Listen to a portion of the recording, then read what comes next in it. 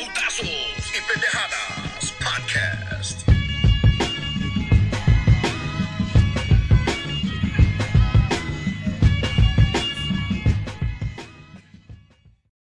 What's going on, everybody? This is David D with PYP Boxing, recapping this weekend's fights. We had yet another Saturday with multiple cards happening. Let's jump right into it.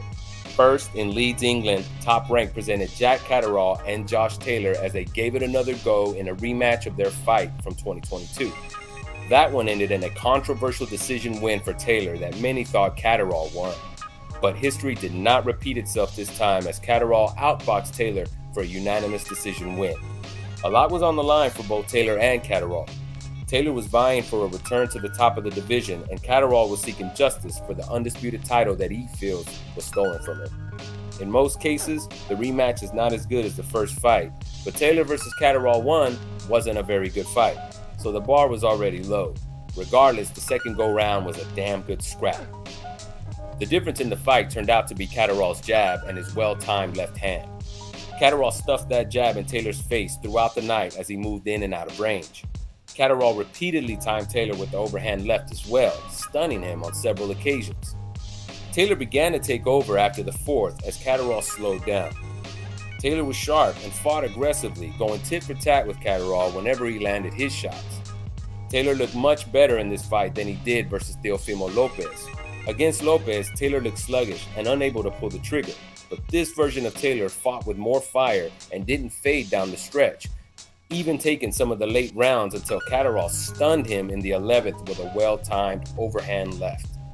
The two would engage in back-and-forth action in the 12th until the final bell rang. The scores were announced in favor of Catterall, 117-111 on two judges' scorecards and 116-113 on the third. In my opinion, the two scores of 117-111 were excessive for a fight as competitive as this one was.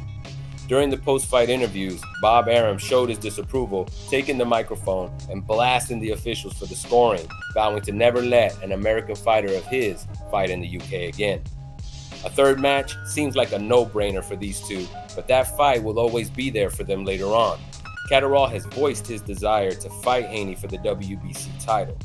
But more recently, he called on Teofimo Lopez, who holds the WBO, and fights Steve Claggett on June 29th. As for Taylor, he made his intentions clear. He would like a third fight with El Gato, but understands if Catterall wants to capitalize on his victory for a title shot. Later that night, in Quebec, Canada, Christian Mbilli made quick work of Mark Heffron, stopping him with 40 seconds into the first round with a hard left hook to the body.